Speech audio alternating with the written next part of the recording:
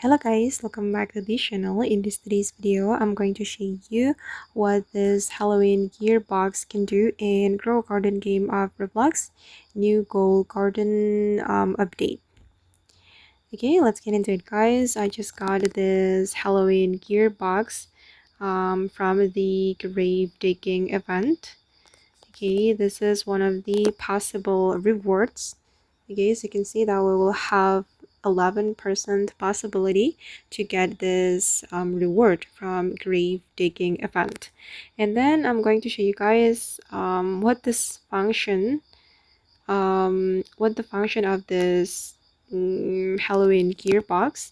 So guys, you just need to click anywhere and then you will get something from this gearbox.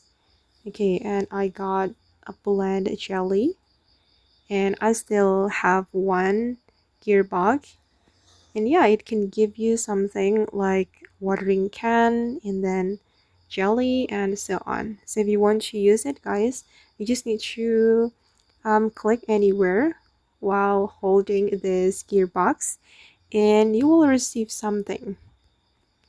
At first I didn't know how to use it, but yeah, I just randomly clicked anywhere and I got something from this gearbox.